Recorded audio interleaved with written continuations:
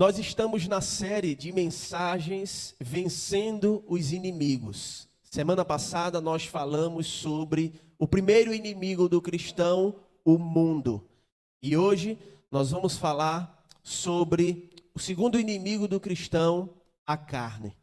Por isso eu convido você a abrir sua Bíblia na carta de Paulo aos Gálatas, capítulo 5, versos 16 ao 25. Acompanhe comigo, diz assim: Digo, porém, andai no Espírito, e jamais satisfareis a concupiscência da carne, porque a carne milita contra o Espírito, e o Espírito contra a carne, porque são opostos entre si, para que não façais o que porventura seja do vosso querer. Mas, se sois guiados pelo Espírito, não estáis sob a lei. Ora, as obras da carne são conhecidas e são prostituição, impureza, lascívia, idolatria, feitiçarias, inimizade, porfias, ciúmes, iras, discórdias, dissensões, facções, invejas, bebedices, glutonarias e coisas semelhantes a estas, a respeito das quais eu vos declaro, como já outrora vos preveni, que não herdarão o reino de Deus os que tais coisas praticam. Mas o fruto do Espírito é amor, alegria, paz, longanimidade, benignidade, bondade, fidelidade, mansidão, domínio próprio. Contra estas coisas não há lei. E os que são de Cristo Jesus crucificaram a carne com as suas paixões e concupiscências. Pois se vivermos no Espírito, andemos também no Espírito. Amém e amém. Vencendo os inimigos. A carne. A carne é a nossa natureza humana manchada pelo pecado. Deus não criou o ser humano para o pecado. Ele nos criou para vivermos para a glória dele, com um coração inclinado para ele. O fato é que depois que o primeiro casal pecou, desobedecendo ao Senhor Deus, toda a raça humana já nasce em pecado. Como disse o salmista Davi, o Salmo 51, verso 5, eu nasci na iniquidade, e em pecado me concebeu a minha mãe. Essa inclinação, irmãos, para o pecado, a Bíblia chama de velha natureza, ou velho homem, ou também natureza caída.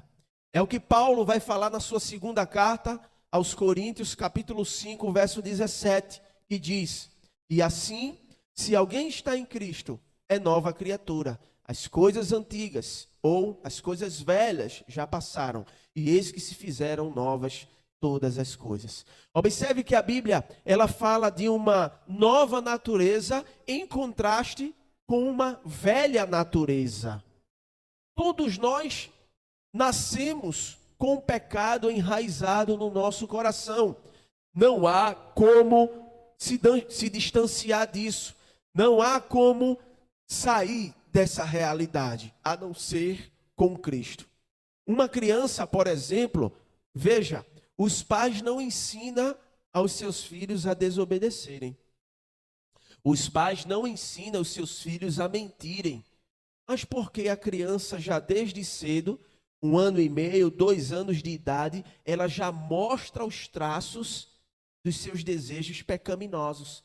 Já parou para observar quando você, pai, você, mãe, por exemplo, diz ao seu filho, não toque naquela tomada. Ele vai lá tocar na tomada. Por quê? Porque ele já tem o coração inclinado para o pecado. É o que Davi diz. Que todos nós nascemos em pecado. É o que o teólogo Santo Agostinho de Hipona vai chamar de pecado original. Todos nós nascemos com esse pecado dos nossos pais, de Adão e Eva, no nosso coração. O pai não ensina a criança a mentir, mas quando você pergunta, cadê aquele bombom que estava ali, meu filho? O bombom está na mão dele. Ele bota a mão para trás e você vendo tudo. Ele achando que está sendo o expert. O bebê bota a mão para trás. Não sei, papai. Não sei, mamãe. Meu filho, cadê o bombom que estava ali? Você pegou? Foi não. Não fui eu, não. E tá ali o bombom nas mãos da criança. Talvez essa seja a melhor imagem, o melhor exemplo que nós temos, que o ser humano já nasce em pecado. Diferente do que disse Jean-Jacques Rousseau, que falou que o homem nasce bom, mas a sociedade é quem o corrompe. Isso é uma falácia, porque se o homem nasce bom e a sociedade é quem o corrompe, quem corrompeu a sociedade? Quem corrompeu a sociedade, já que todos nascemos bons, como diz ele? Então isso não passa de uma falácia, por isso os nossos olhos devem estar fitados na palavra. E a palavra diz que eu e você somos pecadores. O fato é que, enquanto vivermos neste mundo, estaremos sempre com o coração inclinado ao pecado. Todo cristão possui duas naturezas. A primeira, a nova vida em Cristo, e a segunda, que é a velha natureza pecaminosa chamada de carne. E na Bíblia a gente tem várias passagens onde as Escrituras vão falar de carne, a carnalidade do mundo, né? A carne como pecado, a carne como prazeres. Primeira carta de João, capítulo 2, verso 16, vai dizer que o mundo busca satisfazer os desejos da carne, a concupiscência da carne, a concupiscência dos olhos e a soberba da vida. Tudo isso procede do mundo e não de Deus. A nova natureza, irmãos, ela é guiada pelo Espírito. Uma vez que a gente entrega a nossa vida a Cristo, Cristo agora nos presenteia com o Espírito Santo. É o que Paulo vai dizer aos Efésios, capítulo 1, verso 12 e 13. Que quando a gente ouviu o Evangelho, ele nos selou com o Espírito Santo da promessa, tendo nós entregue a nossa vida a Cristo. Então há um selo do Espírito Santo sobre nós e agora passamos a ter duas naturezas. A velha natureza, que só vamos deixar quando o nosso corpo for glorificado, e a nova natureza, que vai haver agora guerra. Guerra entre si, é o que Paulo fala aos Gálatas, o texto que nós lemos. Ele vai dizer que o espírito e a carne são opostos entre si. Por isso que o crente ele vive numa guerra todos os dias. Há quem diga que ser cristão é como matar um leão todo dia.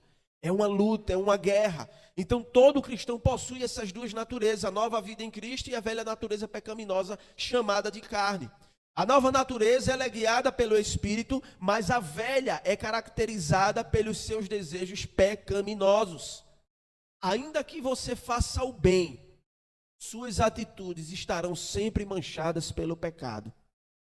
Por exemplo, você gosta de ajudar o próximo com uma cesta básica, mas gosta também de tirar uma foto para dizer que ajudou. Por trás da sua ajuda está ali o orgulho, está ali a sua atitude egoísta de querer aparecer e dizer que fez o bem. Quando Jesus nos diz que se a gente for fazer o bem, não devemos estar nas praças públicas se mostrando, dizendo que está fazendo. Porque quem fazia isso eram os fariseus. Eles oravam em praças públicas, eles pregavam em praças públicas, mas não cumpriam com nada daquilo que eles acreditavam. Então não sejamos fariseus nesse sentido, de querer ajudar, de querer fazer o bem e por trás disso demonstrar a nossa soberba, demonstrar ali as nossas atitudes egoístas. Talvez, através da sua oração, você queira demonstrar uma espiritualidade além daquilo que você é. Tem pessoas que oram, né, de modo que venha causar impressões de um nível de espiritualidade. E são atitudes egoístas. Veja que mesmo as nossas atitudes, por mais que sejam boas, ajudar o próximo, orar, por trás existem atitudes pecaminosas. Comportamentos pecaminosos que precisamos rever em nossa vida. Pregar a palavra, por exemplo, para impressionar os outros, ou orar, né? Como eu falei aqui. Então, tudo isso são atitudes que podem demonstrar ali egoísmo por trás. A carne, ela nos leva a cometer os piores pecados possíveis, de forma que passamos a viver por instintos, buscando alimentar os nossos desejos. Por muitas vezes a carne tentará nos impedir de buscarmos a Deus em oração, através da meditação da palavra e de fazer o bem. É essa luta que nós vivemos todos os dias. Às vezes você quer orar, o Espírito Santo está ali, acorda para orar. Vai orar, mas a carne está dizendo não. Através da preguiça, através da falta de disciplina. Isso é a carne, que luta dentro de nós, querendo impedir com que a gente tenha uma vida de comunhão com Deus. Romanos, capítulo 7, versos 18 e 19 diz, Paulo diz, porque eu sei que em mim, isso é, na minha carne, não habita bem nenhum. Pois o querer o bem está em mim. Eu até quero fazer o bem, não porém o efetuá-lo. Veja que o desejo de fazer o bem está em você. Você quer fazer o bem, você quer praticar as boas obras, mas muitas vezes você não consegue efetuar esse bem, colocar em prática. Por quê? Porque a carne está ali dizendo não, não, não.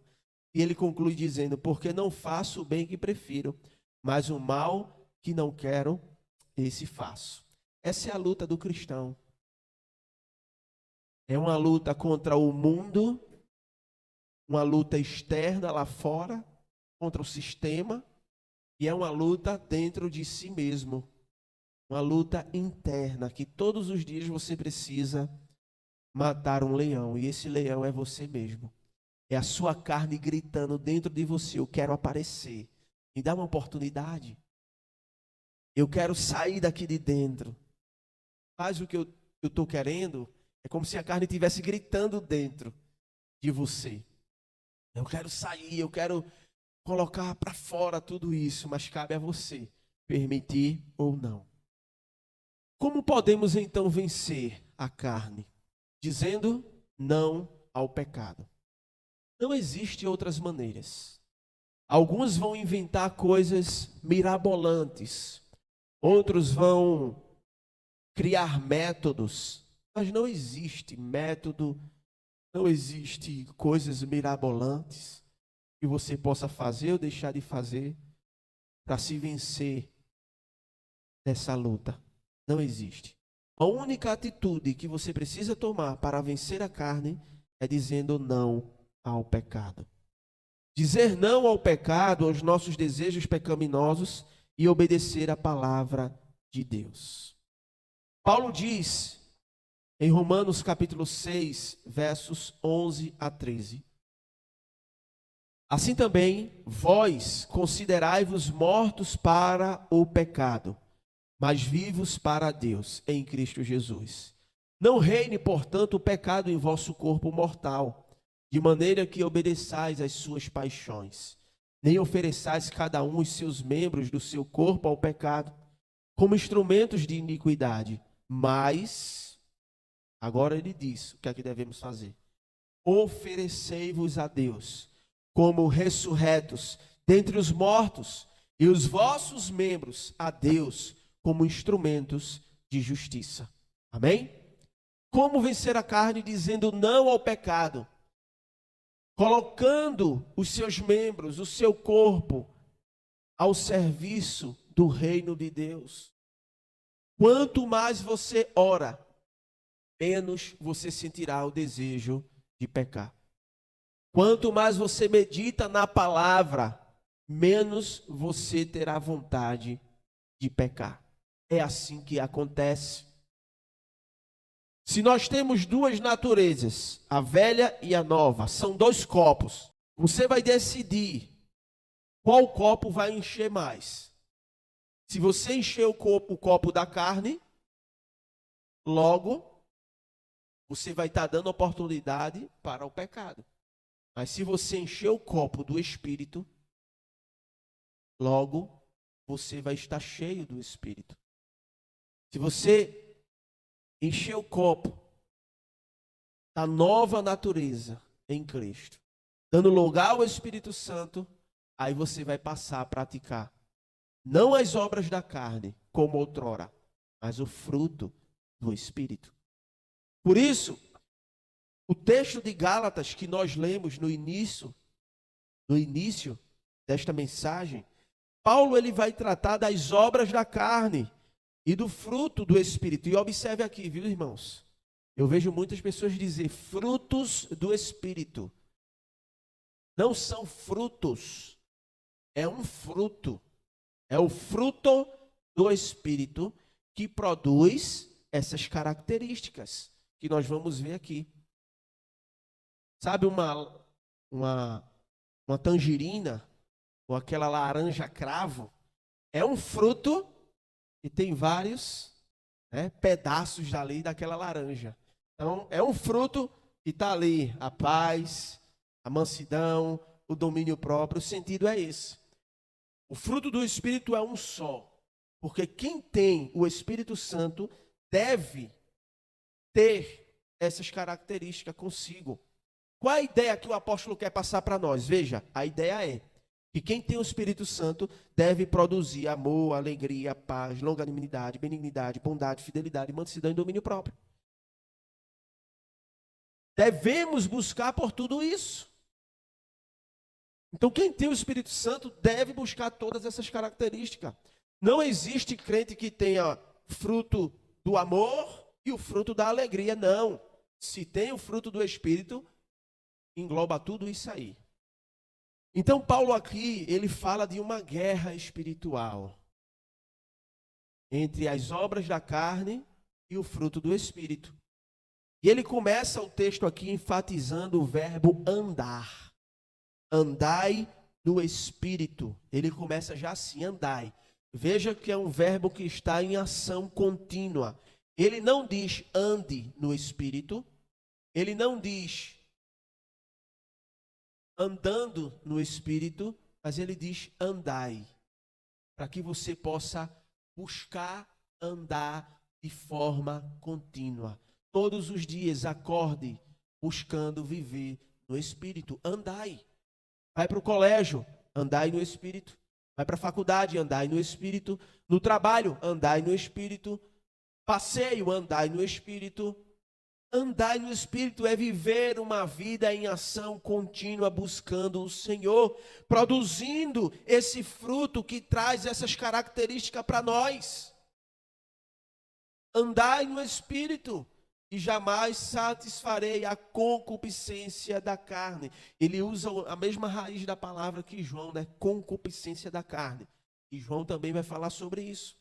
Concupiscência da carne, dos olhos, ou seja, são os desejos carnais.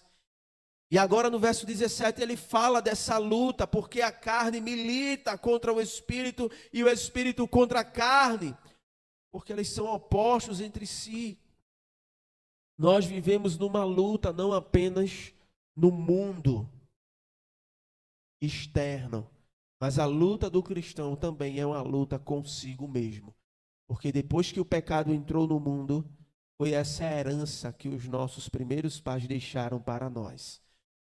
O primeiro Adão deixou o pecado, mas o segundo Adão veio com a graça. O primeiro Adão escolheu desobedecer no jardim, mas o segundo Adão escolheu obedecer no deserto. O primeiro Adão comeu do fruto, mesmo com várias opções de frutos no jardim. O segundo Adão, com fome e com sede, depois de jejuar 40 dias e 40 noites, disse não ao diabo. Disse não à sua própria vontade, escolhendo fazer a vontade do Pai. Jesus nos ensina, irmãos, a dizermos não para nós mesmos. O primeiro Adão, no jardim, ele escolheu se afastar da presença do Senhor.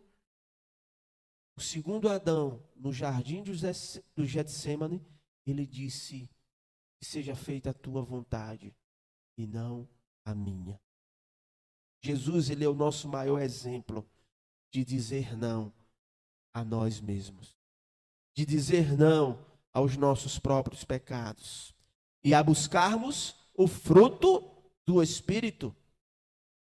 Que neste fruto está o amor, a alegria, a paz, a longanimidade, a benignidade, a bondade, a fidelidade, a mansidão, o domínio próprio. Contra essas coisas não há lei, disse Paulo. Todo cristão ele tem o dever de viver esse fruto, as características deste fruto. E ele diz no verso 24, e os que são de Cristo Jesus crucificaram a carne, com as suas paixões e concupiscências. Se vivermos no Espírito, andemos também no Espírito. Veja que o verbo é contínuo. Andai, ele começa dizendo andai no Espírito, e ele conclui o raciocínio dele dizendo andemos também no Espírito. Não existe crente bipolar, viu? Crente bipolar não existe. É pecado. É uma coisa aqui e é outra coisa lá. Pecado. Não existe bipolaridade espiritual. Ou você é um cristão que produz essas características do fruto do Espírito, ou não é. Do contrário, está colocando em prática as obras da carne e não o fruto do Espírito. É isso que a Bíblia nos ensina. Se vivermos no Espírito, também andemos no Espírito. O que isso nos ensina é que somos chamados por Deus, exortados por Deus a andarmos no Espírito. Devemos permitir que o Espírito Santo governe a nossa vida, modificando o nosso modo de pensar, de falar e de agir. Essa é a nossa luta contra a carne, todos os dias. Para que a gente pense nas coisas do alto, fale sobre as coisas do alto e que as nossas ações sejam comportamentos que imitem a Cristo e não ao mundo. Que Deus nos abençoe e tenha misericórdia de nós. Em nome de Jesus, amém.